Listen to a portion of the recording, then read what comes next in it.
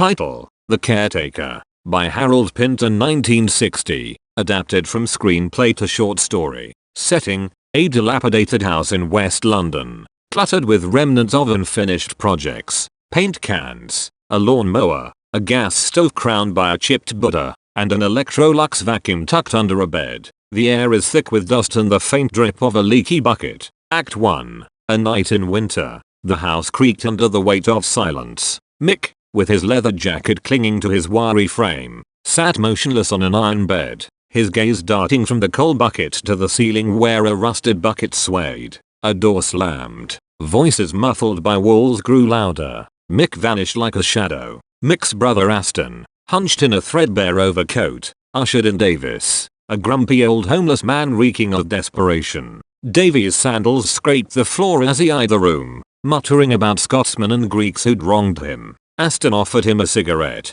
then offered a pair of shoes that were too pointed and narrow for Davies' gnarled feet. "Sit down," Aston said, but Davies paced, recounting a wife who stored and washed clothes in pans, and monasteries that denied him charity. The Buddha watched, impassive, as Aston rolled tobacco. Davies' voice rasped, "I need papers." Sidcup, Aston, quietly resolute, offered a bed beneath a cracked window. Davies accepted, clinging to the promise of rest. Act 2. A few seconds later, moonlight bled through the sackcloth curtain. Mick reappeared, circling Davies like a predator. "You remind me of my uncle's brother," he drawled, spinning tales of fictitious relatives, before snatching Davies' trousers. Davies flailed, knife glinting, until Mick tossed him a half-crown. "You're a caretaker now," he sneered, vanishing as abruptly as he came. Davies, clutching the coin, spun lies of interior decorating prowess to Aston,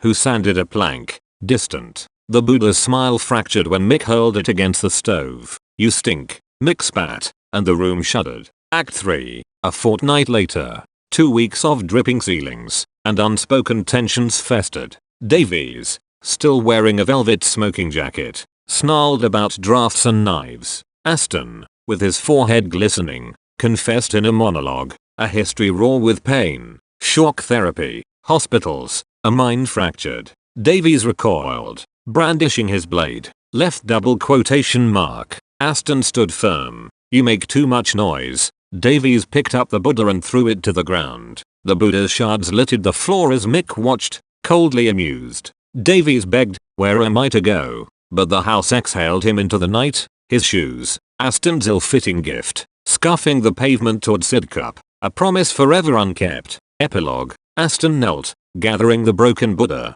The shed waited, skeletal in the yard. Somewhere, Mick revved his van, chasing futures. And Davies? The wind swallowed his curses, carrying them into the winter dark, where they joined the drip of the bucket, the creak of the bed, and the silent hum of the Electrolux, a symphony of incompletion.